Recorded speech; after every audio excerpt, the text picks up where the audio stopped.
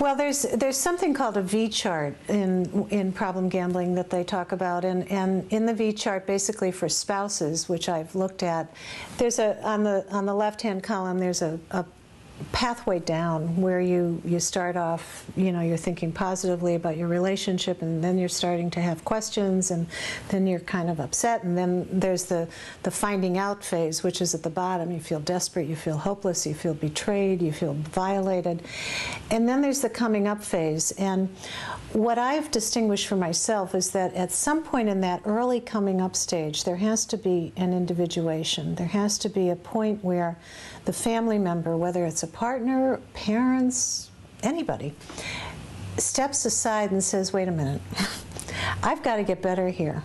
I've got to do things different. I've got to manage my life better, whether or not this person does. And what I say to my clients is it's kind of like you're on a boat that's sinking, and your loved one is on the boat and saying, I'm not going anywhere. And you have a life raft. You have a choice that you either go down with the sinking boat or you get in the life raft and you go to shore. Now, if you get in the life raft and go to shore, you're not happy because you see your partner sinking, but you're alive.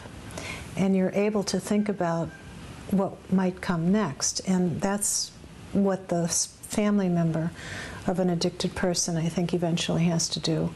You have to hope and pray that your loved one gets in the boat too, but you have to begin to individuate yourself and think of your recovery, your next steps, your being able to pay attention to yourself, what's happened to you in the past, why you weren't vigilant about your finances, why an otherwise smart, intelligent, independent person let somebody else do this, and why you weren't paying attention, what's gone on in your life that's made you kind of hand over some of this financial responsibility to somebody else, even if you trusted them in the beginning.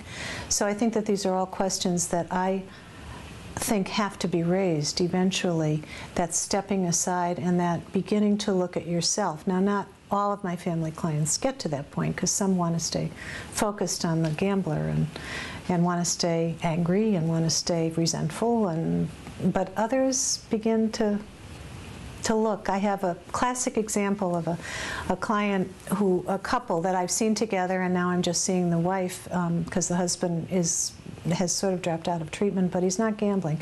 And I think she has a spending problem. She never has been able to address that. She always focuses on him, and whether he's gambling, whether he's not gambling, how he's doing. And any effort I make to try to get her into her own world where she's overspending, she rebuffs me. So that's a work in progress. But I think those are that's an example of some of the issues that I deal with family members.